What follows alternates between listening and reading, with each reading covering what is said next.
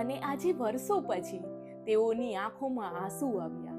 વર્ષો પછી તેઓએ આટલી વાતો કરી અને વર્ષો પછી તેઓના ચહેરા પર સ્મિત આવ્યું.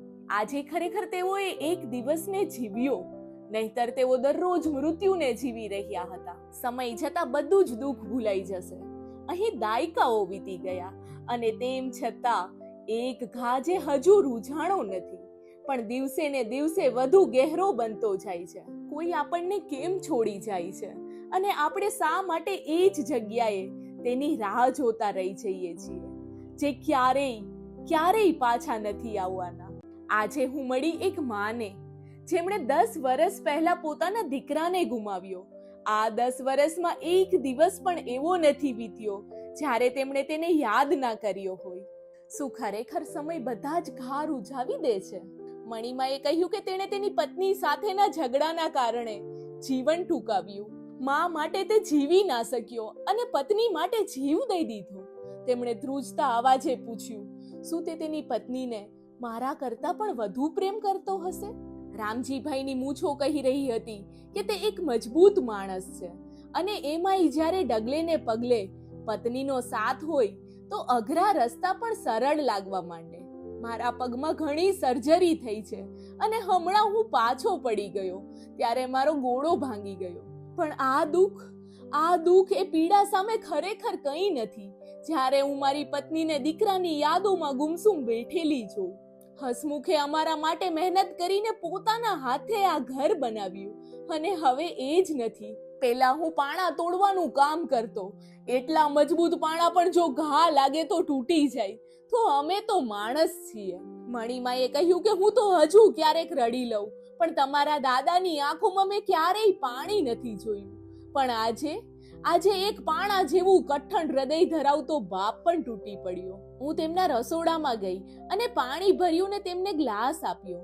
ત્યારે તેમણે પાણી પીતા પીતા કહ્યું કે હું ભાગ્યશાળી છું કે મને આવી પત્ની મળી.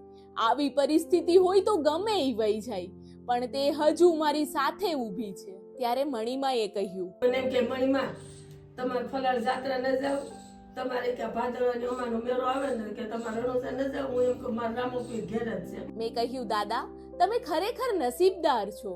તેઓ એક જ ઘરમાં રહેતા હતા, એક જ છત નીચે રહી સરખી પીડા અનુભવતા હતા. તેમ છતાં ક્યારેય દુઃખ વિશે એકબીજાને વાત કરી જ ના હતી.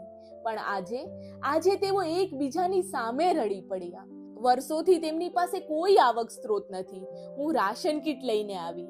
હા, આપણે કોઈનું દુઃખ લઈ શકતા નથી, પણ આપણે તેમના દુઃખમાં તેમનો સાથ આપી શકીએ છીએ.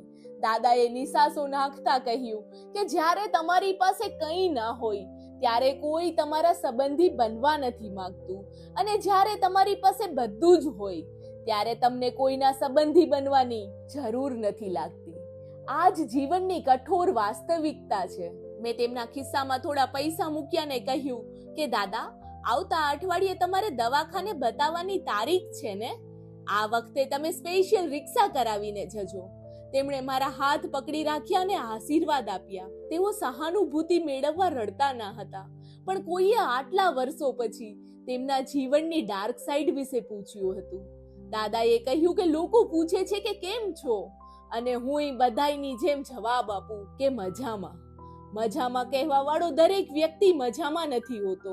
અને આજે વર્ષો પછી તેઓની આંખોમાં આંસુ આવ્યા. વર્ષો પછી તેઓએ આટલી વાતો કરી અને વર્ષો પછી તેઓના ચહેરા પર સ્મિત આવ્યું. આજે તેઓએ એક દિવસ ખરેખર જીવ્યો, નહીતર તેઓ દરરોજ મૃત્યુને જીવી રહ્યા હતા.